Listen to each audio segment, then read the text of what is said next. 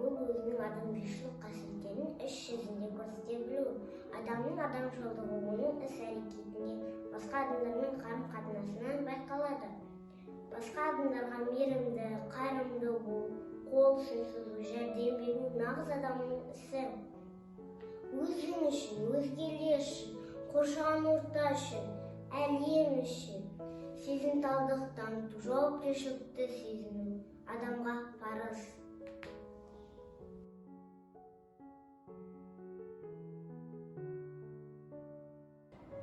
Абай Құнанбаев. Пайда ойлама, ар ойла. Ұждан ілімі рухани адамгершілік білімнің негізі. Адамның тұлға болып қалыптасуына ата-анасы, айналасы, замандасы тәлім берер қылған ісі. Сенім белгілерін негізгі басшылыққа ала отырып, ұят, шыдамдылық, аяушылық, ізгілік, әділеттілік сияқты қасиеттердің ісі болмақ. Шынайы адам өзіне ғұмырлық, даналық жиған адам. Мәңгілік не ексең, соны орасын деген өмір тәжірибесінің жемісі. Адам жанының жетістігі рухани әлемнің қазынасына құйылады.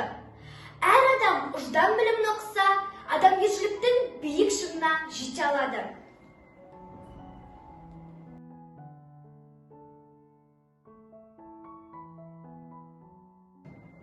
Жүсіп Баласағұн. Адамда жақсы қасиет болмаса, оған бақыт та қонбайды. Кішіпейілдік кісілік белгісі. Кішіпейіл адам барлық адамға құрметпен қарайды. Үлкендерді сыйлайды, кішілерге үлгі болады. Ондай адам өзінің парызына адал, жауапкершілігі жоғары, аса сыпайы келеді. Кішіпейіл адамның қимыл қозғалысынан, өзін-өзі ұстауынан, мінез құлқынан, іс-әрекетінен аңғарылып тұрады. Сондықтан да халық кішіпейілдік кішілік емес, кісілік деп дұрыс айтқан.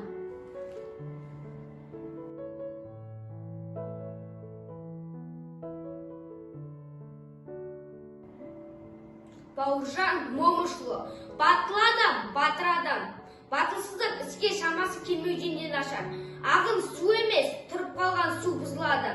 Біреулер басқалар тұртып қалмайынша бірде қадам жасамайды. Себеп ақылдың таяздығында емес, босаңдығында. Қиындықты көре білу үшін ақыл керек. Ауылдан шығудың жолын табу үшін кемеңгерлік қажет.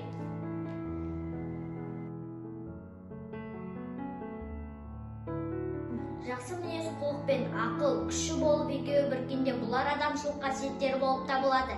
Әбу-Насыр Әл-Фараби адамды бір-бірінен ерекшелендіріп тұратын өзіне тән мінезі болады. Жақсы мінезді адам басқа адамдармен жақсы қарым-қатынас жасай біледі. Жақсы мінезді адамның ойы таза, сөзі сыпайы, ісі ізгі болады. Мінезің жақсы болса, кез келген ортаға тез сіңісіп, оңай тіл табыса аласың. Әр адам өз мінезінің жақсы жақтарын дамытып, кемшілік тұрыстарын түзеп отыру керек. Мінезді жақсарту әркімнің өз қолында.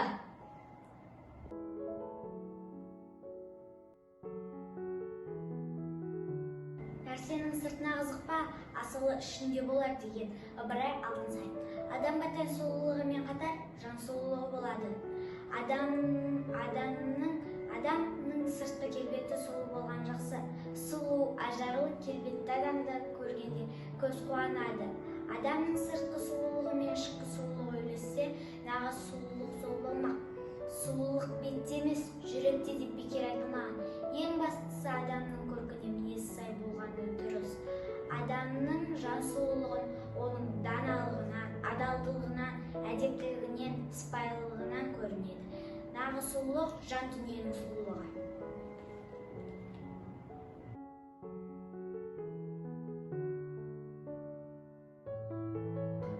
Ұяда не көрсең, ұшқанда соны ілерсің. Отбасылық дәстүрлерді әрбір отбасы өздері құрайды. Отбасылық дәстүрлер отбасы мүшелерін бір-біріне жақындастырады, сүйіспеншіліктерін арттырады. Отбасылық дәстүрлерді жалғастыру ұрпақтан ұрпаққа аманат болады. Отбасылық дәстүрлерді құрметтеу отбасы мүшелеріне парыз болып саналады. Оны ұқыптылықпен отбасылық дәстүрлерді сақтау татулыққа, бірлікке, ынтымаққа жеткізеді.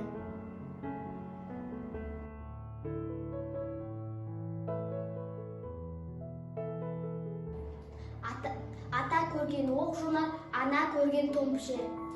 Адамға ең жақын, ең ыстық отбасы. Отбасын тәлім-тәрбие мектебі деп атайды.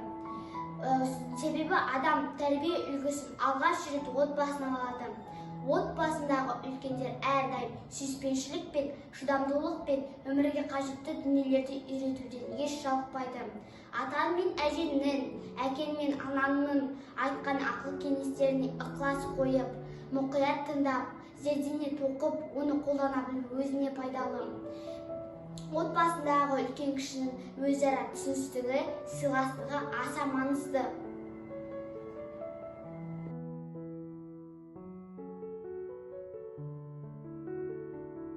Алдымен өз өзіңді таны деген Сократ грек ойшылы.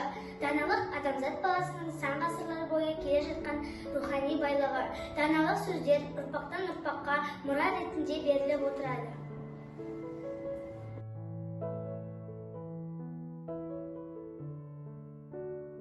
Татулық табылмас бақыт. Бірлесе көтерер жүк жеңіл деп бекер айтпаған. Көпшілікпен бірлесіп ақылдасу, шешім қабылдау оңай әрі ұтымды болады. Бірлесіп шешім қабылдау үшін, іс тындыру үшін күшті ұйымшылдық керек.